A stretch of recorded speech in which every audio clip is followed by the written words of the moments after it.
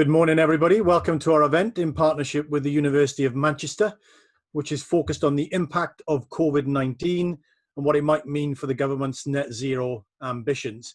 In particular, we'll be exploring if there are ways to bring together the need to address the employment challenges created by the pandemic, which we've seen a little bit more of this morning, with the need to address the housing stock energy efficiency challenges associated with the net zero ambition. In a moment, we're going to hear from our two speakers and I'll introduce them then. As always, the event is being recorded and will be made available on our website after the event, along with the slides that our two speakers are going to use. During the event, we recommend you select speaker view and keep your microphones on mute, please, unless you're asking a question, and I will let you know if you're going to be asked to ask a question. The hashtag for the event is OnNetZero. After the speaker contributions, which will last around 25 minutes, there will be about 30 minutes for questions. If you have a question, please submit it via the chat function to ask a question.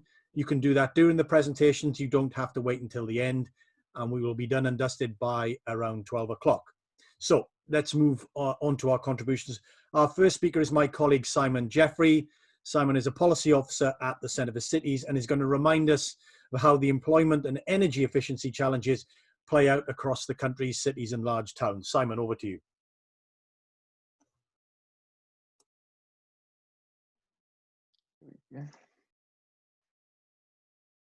Okay, can everyone see my screen? Yes, we can. Wonderful. Right. Well, I think the way to think about how COVID is going to affect net zero is, looking at what the government has done over the last week is how it's affected unemployment. I think that's been the big driver of the announcement of the policies that we heard. And I think if we just take a picture of the unemployment figures that were released today, you can see that there is a very different picture across different parts of the country. And if you look at the column on the left, headed by Blackpool, Hull, Birmingham, Bradford, you're approaching 10% unemployment in these places. And that hasn't really changed a lot from last month, but that's another month of nearly 10% of people not being in work or in the labour market. Compare that to the right-hand side, sort of the bottom, the top 10 cities really on employment. You've got places like Cambridge, Exeter, Oxford, which are doing a lot better. So there is an issue around which parts of the country are, have been hardest hit by unemployment so far.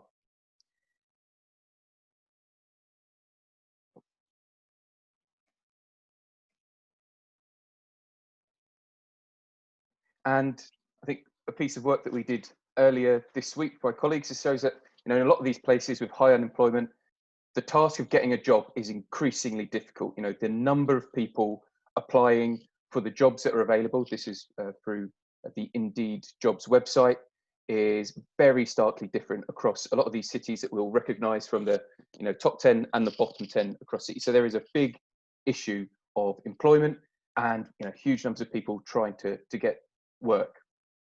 And that's why I think when last week with the summer statement that the Chancellor came out, he brought forward 3 billion of the 9 billion promised for retrofit from the manifesto in December 2019.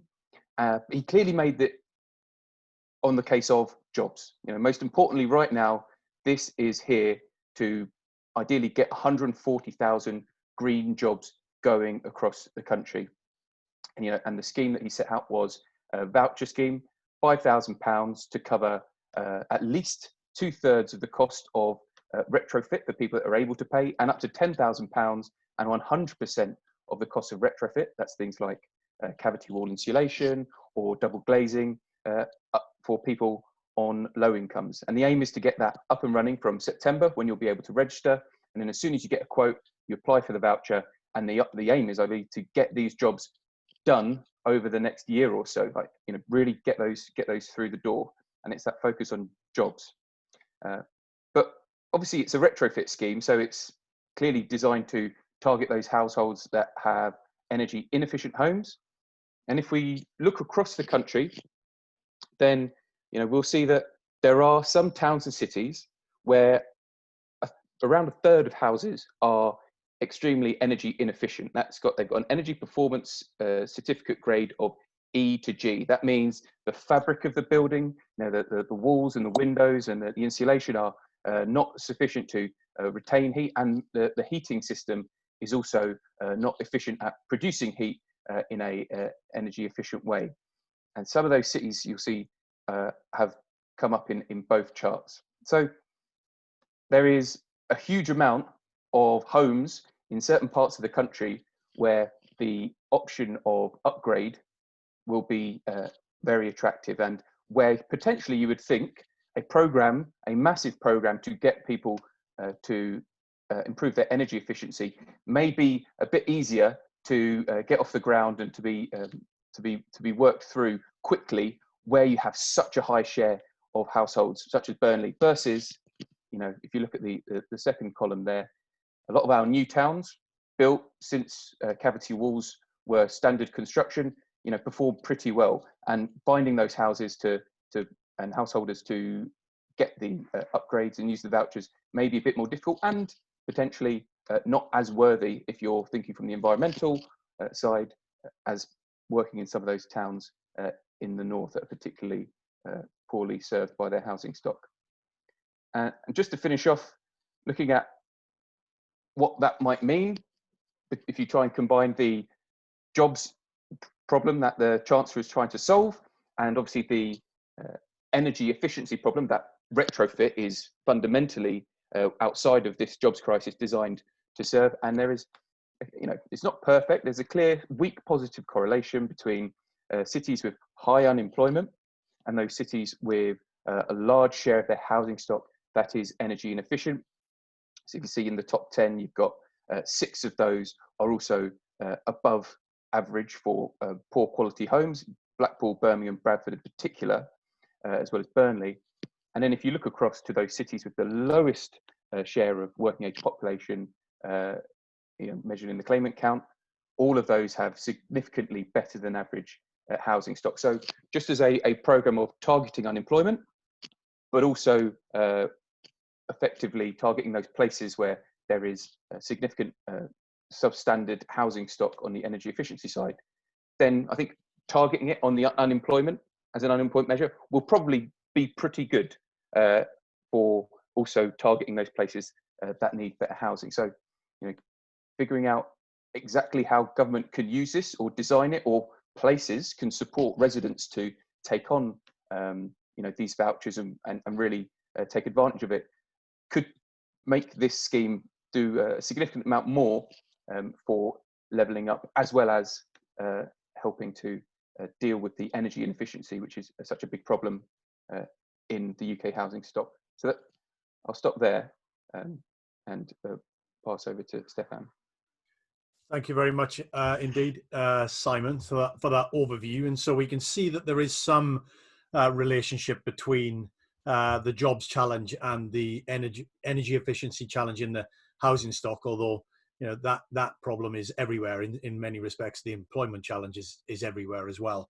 It's important to remember that. Some places are doing particularly badly, but everywhere has been affected through the pandemic, and undoubtedly will continue to be affected as it evolves and changes and policy comes on stream or goes off stream. So let's move on to our second speaker. Our second speaker is Stefan Bouzarovski. Stefan is a professor of geography at the University of Manchester. He's the lead for the university's People and Energy programme. And he's going to focus a little bit more on the interaction between energy policy, economic prosperity, economic inequality, with some focus on what's going on in and around Greater Manchester. So Stefan, over to you. Thank you. Thank you, Andrew. I hope everyone can hear me. I am very happy to be presenting here today. Thank you for the invitation. And I'm also delighted to see that this is garnering so much interest with so many participants. I will be talking about, indeed, as you said, those relationships among how we try to address the current challenges around energy efficiency, particularly, and the question of fuel poverty. Most of my work is in that domain. I will just now try to share my presentation. Okay, it should be on your screens now. I've titled my presentation Energy Equity in the Drive for Net Zero. And what I will be doing today mostly is, as you mentioned before, talking about Greater Manchester, where we are running what we like to call a living lab. Essentially, the whole of Greater Manchester is a living lab for us. And what we are exploring, investigating now we've been doing it for a substantial time now, is how households who are vulnerable to energy deprivation in the home are using energy accessing services, and indeed being able to invest in the energy efficiency of their homes. And I think what this current situation, this huge, I would say, drive for energy efficiency that is starting to happen now. And indeed, I saw some Ipsos Mori polling just yesterday demonstrating that both the UK public and the general population generally sees the benefits of energy efficiency and the benefits of green jobs like never before. So I mean, in this huge drive, I would say, I think it's really important to make sure that we are not creating new inequalities, and also addressing previous ones. So I want to highlight three arguments in this presentation. I think the first one we've already highlighted before, and it's a subject of the talk of the event generally, that energy efficiency is crucial if we're going to talk about the energy performance of the residential stock. And generally, if we're going to address this broader challenge of moving towards net zero and overcoming some of the wider issues coming out of COVID-19, I think there is widespread consensus around that now. But I want to highlight two more things which I think are starting to be slightly lost in the debate. Maybe not so much the second one, which is that I would say there's the second E, as I would say, equity, which is that fuel poor households are crucial if we're going to have a comprehensive and meaningful low carbon transition in these circumstances. What I'm saying here is that we can't just concentrate on the low hanging fruit. We can't just target properties where homeowners have the resources or the know-how, the capabilities to invest or to get access to financial support.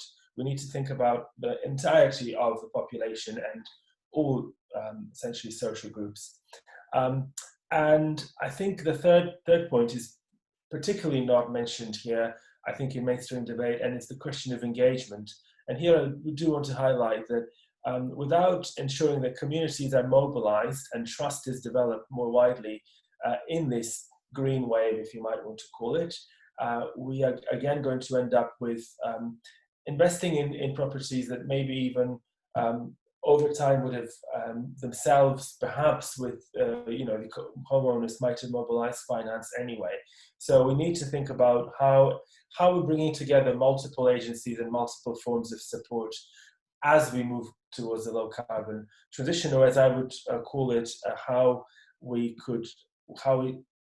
as we're moving towards what we might say is an inclusive urban decarbonization process. So what are we doing now in Manchester? We've been doing this for a while. We've encompassed more than 300 households in a pilot where we're looking at improving thermal efficiency and thermal comfort in the housing stock. We are looking at both both homeowners, so people who own their properties either outright or through mortgages, but also we are covering the private rented stock. And I think one of the challenges, again, that we're going to see is that a lot of the support, and it has been in the past and it continues to be, seems to be targeted towards homeowners, but in fact it's the private rented sector that is particularly vulnerable, and that makes a huge difference for cities. Another thing we'll be doing is really exploring how we might engage intermediaries and how we might deliver energy advice to provide interventions. So it's not that direct relationship between the citizen and the state, or the citizen and the supplier, or for that matter, a qualified third person who comes in and does an assessment, which is how the direction it seems to be moving in. But there's another intermediary organization here, which is really the energy advisor through our delivery partner through Greater Manchester Combined Authority. Is an organization called Groundwork, who actually go actively and through a program called the Local Energy Advice Partnership, go actively out to people's homes or provide advice over the phone, as has now been the case more lately during the lockdown.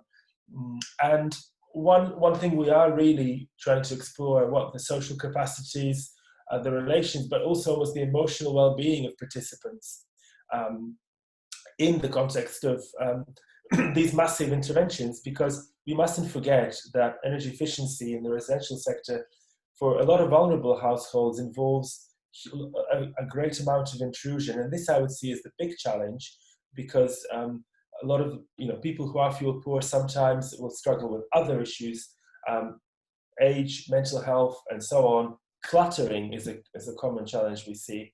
And so I would argue is that without addressing those challenges, we can't really address the energy efficiency challenge to begin with. There needs to be an integrated policy. And another issue is that we are also, through this program, looking at is providing basically people with skills to access the necessary resources, to access agencies that might help them. In a sense, we are building what's sometimes being called flexibility capital, giving people their skills and their resources to be able to respond to wider circumstances in a more versatile way. And I think, again, this is a big challenge coming as we move forward. It's something that many people are thinking about. We are concentrating on the economic and the technical. That's great. But if we start thinking about vulnerable people, we need to think about the social more, and we need to think about what gives them the power and the skills to be able to have these interventions and to access what needs to happen for these interventions around energy efficiency, but also to participate in the energy market in a more engaged way. Because one of the challenges, again, that we see is that fuel switching among suppliers is extremely low, and people are massively overpaying on their energy bills. I will just briefly present some results, and these are results, unfortunately, that don't include the lockdown. We have actually done a lot of work during the lockdown, but owing to all the kinds of resource challenges that we also have, I haven't quite managed to get those results in a shape that I could present them today. However, in the next few months, hopefully, there will be also results from monitoring and looking at what people are doing during the lockdown and the kind of advice they need and the challenges they face. And indeed, what we have seen is an exponential rise in the need for support during this period. We've been doing what are called energy cafes in the community. We've been talking to people to see what the challenges around trust in the use of energy technology are. And we have found that this is a huge issue across the board for all vulnerable people. We have also seen in the first iteration of the lab, which happened just before COVID-19, that the most significant cutback in energy use, as established by the energy advisor visits per household, is heating. The second most significant one is food and drink. So again, the benefits of an energy efficiency program or improvements in household energy affordability towards energy will be particularly in those domains. What also happens a lot is people just heat one room or sometimes use social support networks. And I think it's important, again, to think about what these interventions might mean in terms of the improvement of quality of life, but also the importance of what these community networks offer. I also would like to highlight, and again, this is not something that has been extensively investigated, how significant respiratory but also circulatory problems are among fuel poor households, particularly in a city like Manchester. So I think a future program could think about what this does in the context of pandemics, given that there are overlapping vulnerabilities there. one other thing I just want to highlight is that what we call small energy conservation or energy efficiency measures make a huge difference for vulnerable people. Things like LED bulbs. We often went into properties where there was only one bulb for the whole house. Things like radiator reflectors, door brushes. So just even these low-cost interventions make a difference. And so the biggest cutbacks are not necessarily energy, they're in water. I won't go into this. It's a logistic regression, multiple vulnerabilities. I will skip it for now in the benefit of time, and lots of quantitative data as well. But I just want to highlight a few general findings, just basically to kickstart the discussion. I think one of the things that we find in these large cities like Manchester is that not just cities, but combined authorities, so metropolitan areas, is that we're looking at very complex challenges in them. So when we think about fuel poverty or energy equity, there isn't a one-size-fits-all solution for the whole of the combined authority here, but I'd imagine, and having worked and lived in Birmingham, London, I find it's a similar situation, Leeds and so on. So for these large metropolitan areas, local authorities need to have the capacity to address the structural challenges, many of them inherited from a long time ago, some of them more recent, around how we plan, how we organize our cities, and how we address the vulnerabilities within them. And indeed, that's kind of connects to what I was going to say next, which is really that we are also seeing the impacts of austerity, and in many ways, very, very deep income inequalities, which are very difficult, quite intractable to address. And energy efficiency goes some way towards addressing them, but we need to think about how we organize things like property market, how we provide multi-agency support around health in particular. We would highlight again what we call the hard to reach, hard to reach, I think, just generally looking at how these policies are being designed now, I worry that they will remain outside of the remit of policy again. And I think for these kinds of households, you need proxies, you need advisors, you need community groups, you need capacity, social capacity, beyond just technical and economic measures, as I mentioned before. I think just very broadly about some of the vulnerabilities we see, we have a very very general trend of difference between, and I have other data as well to support this, more quant data from previous work as well as this project. There's a sort of, I would say, pattern that we see where the inner city, or we might call the inner city, essentially anything that's more around the urban core or in the urban core, is a different kind of vulnerability to once you start moving out into the suburbs. And I think questions of energy efficiency, questions of tenure, questions of supply, access to gas or access to central heating, ethnicity also is more of an issue when we talk about the inner city. Once we start moving out into more rural and suburban areas, the challenges are slightly different. Here, we sometimes have, and maybe this is somewhat specific to Greater Manchester, we have some low-income areas, low-employment areas. We have a greater degree of challenges around disability, which is a huge factor around fuel poverty, older age as well. And access to transport becomes another challenge, which I didn't talk about here, but it connects to fuel poverty. And indeed, in another project that I'm involved in, we will be looking at that next year. And we think it's a very, very significant nexus in the context of energy equity. So all I wanted to do is just give you a quick snapshot of some of the work we're doing and some of the challenges that I think we're going to be facing in this drive to net zero as around energy equity. And I hope that will provide the basis for discussion. Thank you. Stefan, thank you very much indeed. That was fantastic. Great kind of insight into the inner workings of the programme. It's prompted loads of different questions and responses. And in a sense, I think, very crudely, at least two buckets of questions. One in relation to challenges about take-up. How do we encourage, the voucher is fine in itself, or the scheme is fine in itself. How do we actually, how do we incentivize and encourage maximum take-up, particularly then as we think about different cohorts? And so I'm going to get some questions on that. And then I suppose we've had a bunch of questions almost on the other side of the equation, which is, if we did drive take-up considerably, i.e. we increased the demand for the service, do we have the resources, the skills, the people in order to deal with that kind of response as well? So let's take the take-up. And I say we've taken different aspects of it. We've had a couple of questions on tenure, so I'm going to ask Alan Harding. Alan, you posed the first question, which is about a tenure question, which has come up from others.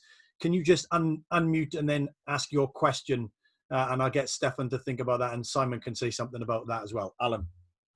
Yes, thanks, Andrew. Good morning, everybody. I'm Alan Harding. I'm Chief Economic Advisor to the Greater Manchester Combined Authority, so it's great to hear Stefan talking positively about the stuff that's happening within Greater Manchester.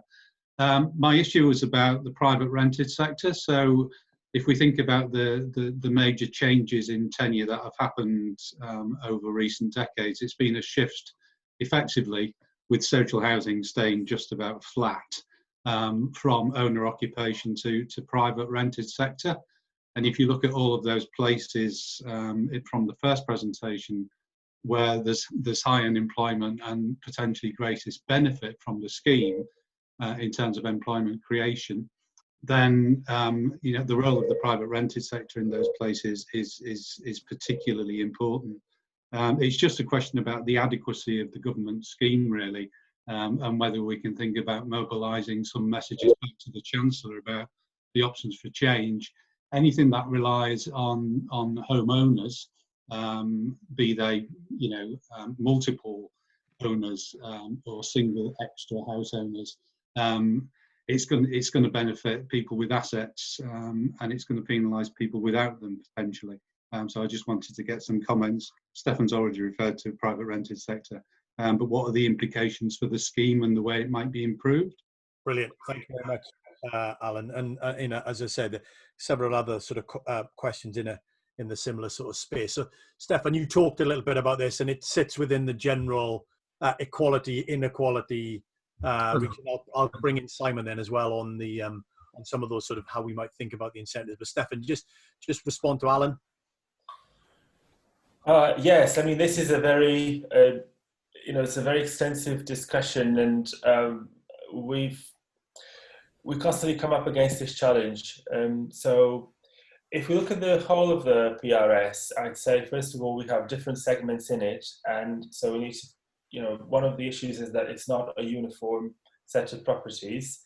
On the one hand, we have the HMOs housing in multiple occupancy. Hello, can you hear me? So, the HMO sector, I think, is probably the most vulnerable. One of the, I think, aside from the question of energy efficiency, which I would agree, we know that the part of the PRS, energy efficiency is very low. There is the question of how this whole sector is regulated and governed. Again, I don't want to go into the acute discussion around this, but there is a legal regime around it, nationwide, which makes it very difficult for either owners, but particularly tenants, to invest in energy efficiency. So I think we need to start from the legal side. There is a whole leasehold system as well that underpins the PRS, which again creates lots of challenges around energy efficiency as well. Beyond that, I think for the PRS sector and for energy efficiency, well, first of all, we just can't have this situation where it's constantly left out. So, and particularly, not just the PRS, but I think even everything that's more like blocks of housing, flats and so on, becomes very difficult to address through the kinds of policies that are being promoted. So the imagination, I'm going to be a little bit more critical here, but it seems that the way that housing is imagined and thought of in a lot of energy efficiency policy is that it's a kind of single family home occupied by a nuclear household that owns it. But increasingly, the housing mix we have in the UK, and particularly in cities, isn't like that. And so the big inequality that we're seeing and we're going to see is precisely around the huge part of the housing stock that's left out of that.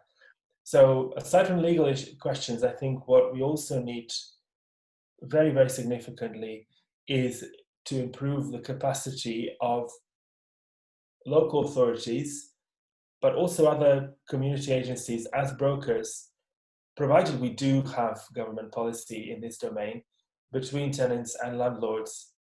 Not just so local authorities with terms of stronger licensing, of course, which there are measures, but I would say they are relatively weak nationally.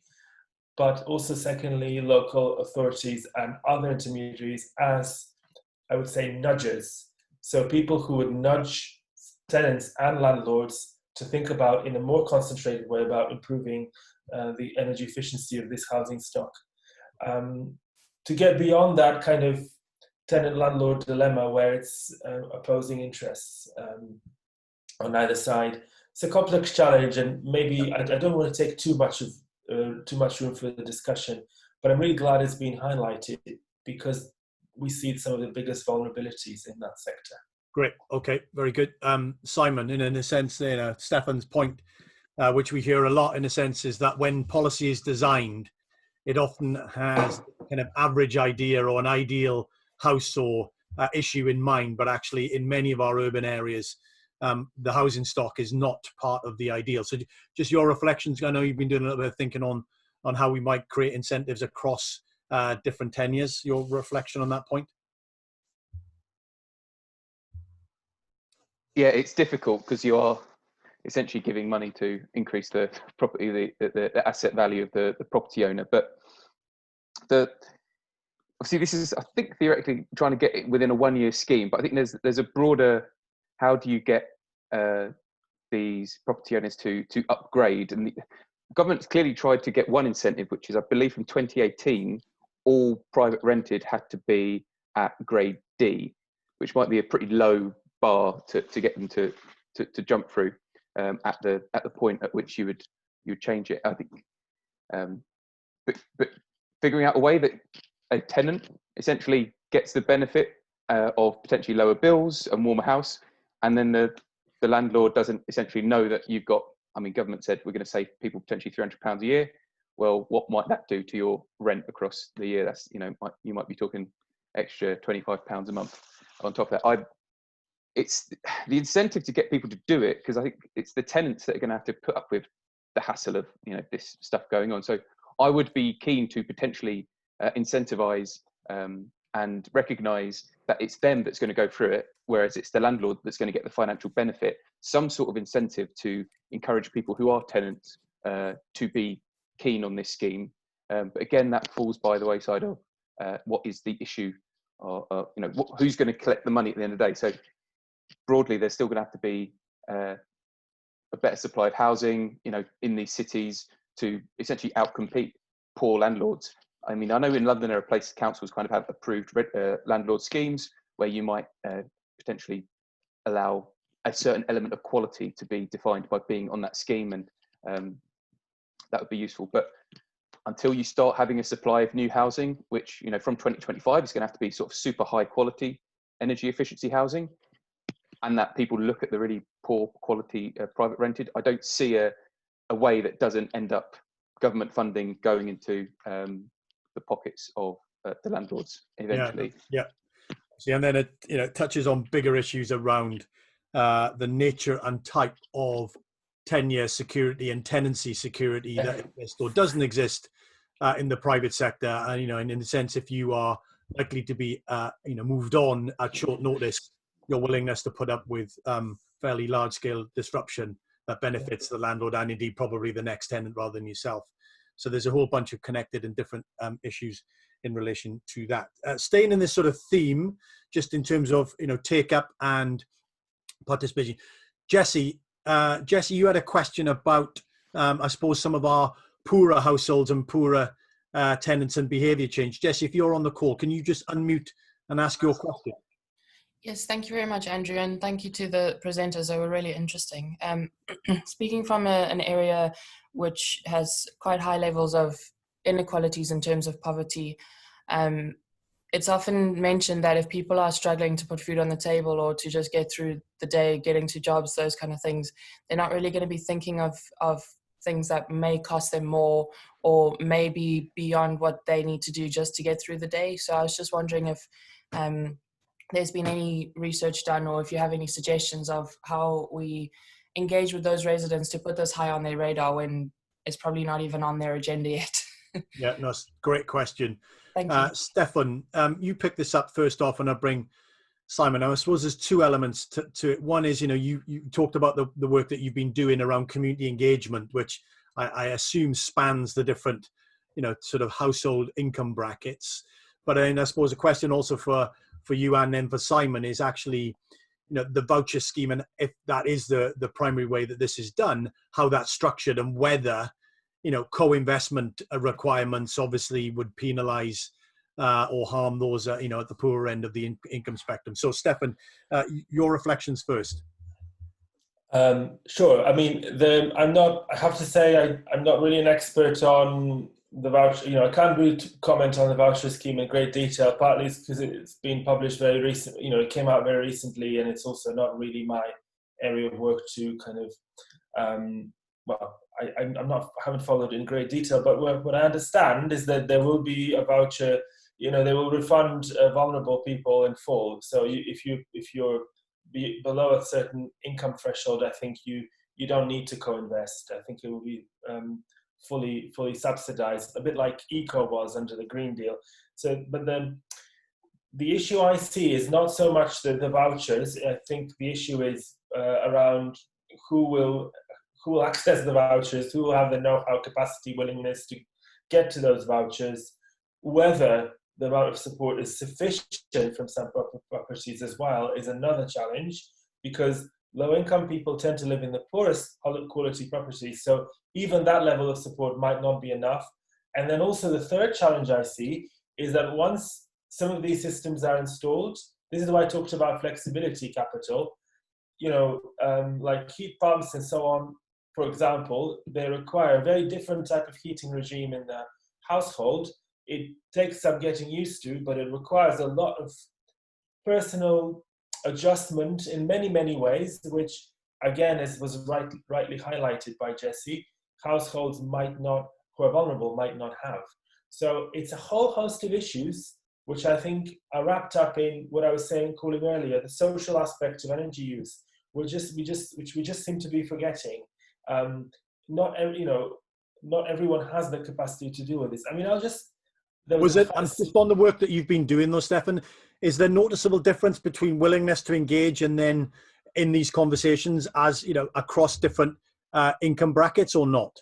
There is significant. I mean, we mainly work with fuel poor households who some of them have actually referred themselves to LEAP or to the program.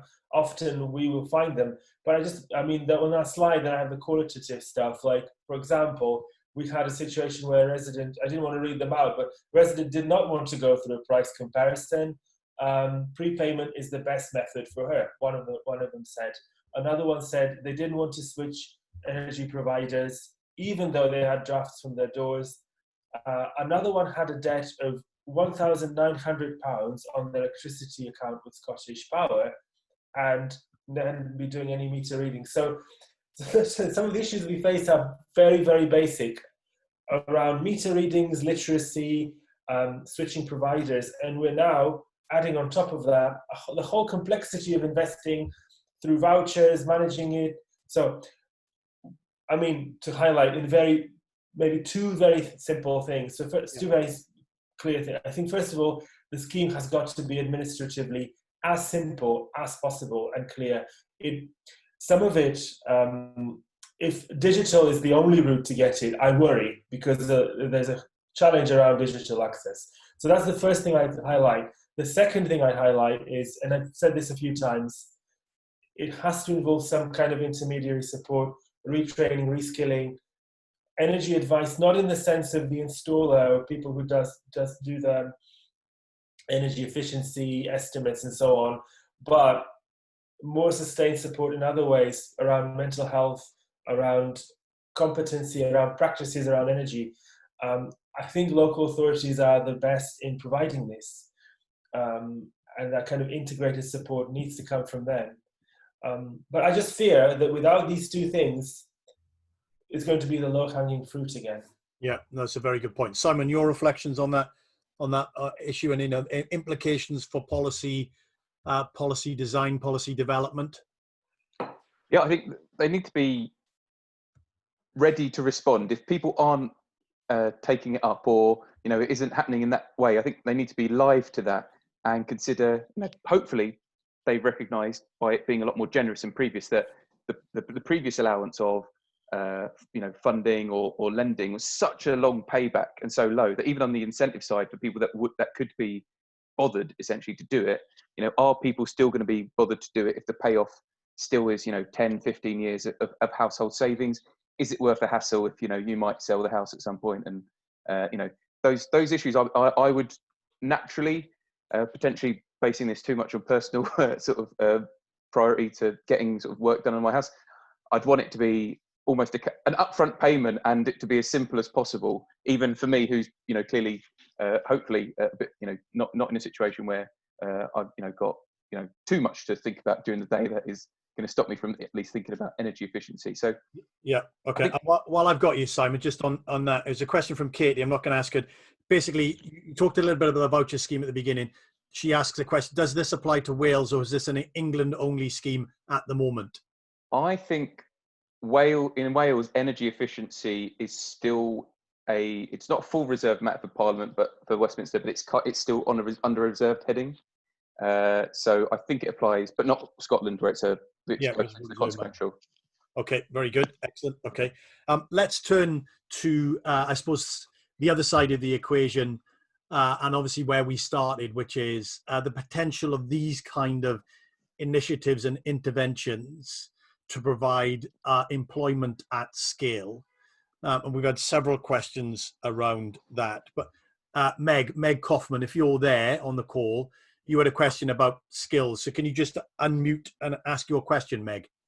Yeah, thanks, Andrew. I was just wondering about whether either of you know if the supply of skilled workers and also the supply of materials would be available to meet the demands of the scheme. It's a great question. Luckily for us, on the event, we have our skills guru, Eleanor Magrini, will be familiar to many of you. So if we need more detail, Eleanor's pre-warned that I will ask her to fill in. But Simon, just a sense of the, look at it from that point of view, the ability to respond, and particularly to address some of the employment challenges that you started us off with. Yeah, your reflections on that, and then I'll come to Stefan.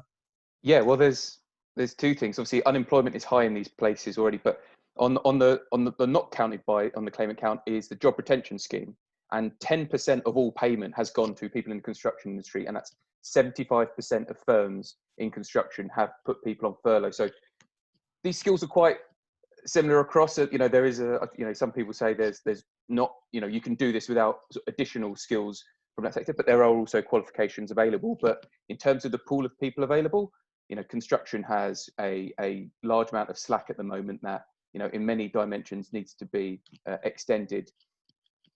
On the supply, I think we're talking to some people from the sort of supply chain who are involved in this stuff. That's a solvable problem, I think, and they're ready to scale up. Indeed, actually, for a lot of it, and the really advanced stuff, you think about Energy Sprong, where essentially they go and measure up, a block of houses, and then they'll go and produce that off-site in factories. But that needs the pipeline, that needs the regulatory environment and the funding certainty for those companies to gear up. Once that's there, that will work. But if this is just a one-year thing, then that does pose risks about leading them up the hill and then back down again. And that has happened before in retrofit in the UK. So the opportunity there, I guess, is because we've had this kind of question. Essentially, it's not just redeployment of existing resource, people shift into different products given, what the market is. But actually there's an additional element because of the size and scale, and the ability to draw more people in or more actors into that place to provide those services. We think that there is a genuine opportunity there. Is that right, Simon? Yes. I mean, it's a narrow example, but this energy sprung is like the biggest version of retrofit. It's very expensive, but fundamentally there are economies of scale capable once you start building that up, and you stop doing pilot schemes, because there's been a lot of pilot schemes and they've shown that they can work, but it really needs to get to the scale where companies can feel confident about hiring, supply chain can feel confident about expanding, and knowing that there is going to be a cycle of demand over the next 5-10 years, which there needs to be. There's 26 million homes in the UK, and hardly any of them are at an EPC rating A, which would be if you want your building to be kind of net zero, really. Yeah, excellent. Stefan, your thoughts on I suppose on the skills supply side, but also, I mean, I'll come back to you because we've had a couple of questions more generally of picking up your point about in a sense, if you think about the skills required to do it at once it has been agreed, but you were also talking about skills in a sense in the intermediary stages, almost from the beginning through to actually providing the retrofit or whatever it is. But start with your kind of general reflection on the skill supply issue, and whether we could respond or can respond if demand suitably grows. The short answer to that is, I'm afraid I don't know, because it's not really, again, my area of work. I imagine that there are some, there is some kind of skill supply left over from everything that happened around the Green Deal. One challenge I'd like to highlight, again, it's maybe not being discussed significantly, is particularly for vulnerable households, there's a lot of predatory installers. And there's also mistrust in the people who come into their homes, precisely because of the perception around that. So I think that if I were the government, first of all, I'd put in a robust certifications and licensing scheme, but also I'd make sure that I build trust so that people can trust what is actually happening.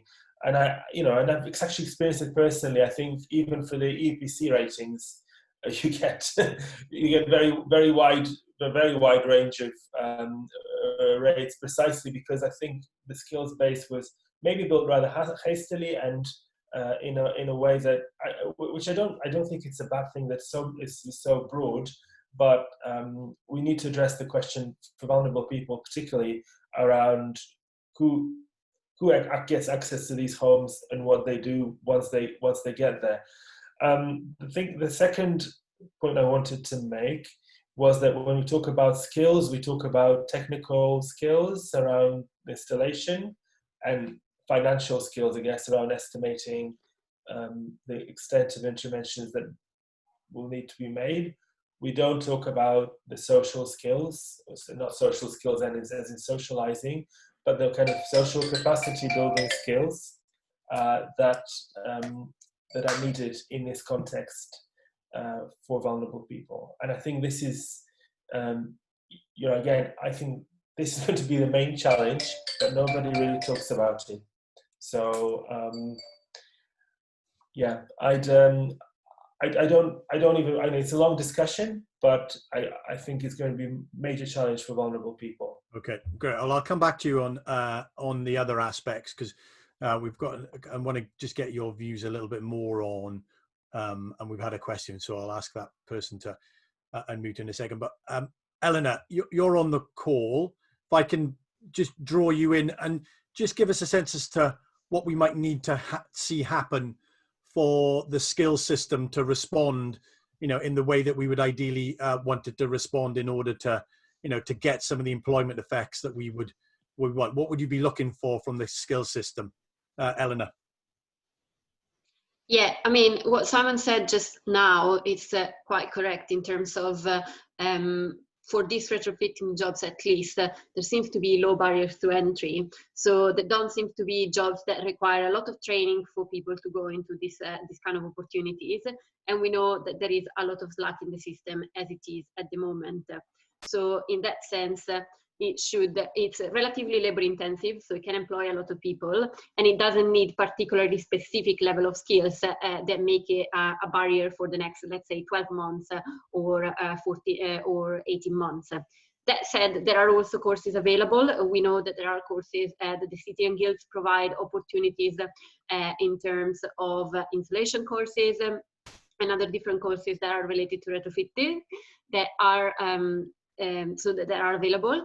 It is about creating the incentive for people, not just if you obviously, if you, for example, if you're losing your job in construction, you might as well be very inclined to find a similar job around retrofitting, because it's very easy for you to move one to the other. It's also about creating awareness that these opportunities are available in a local area and help people transition from one type of job to the others.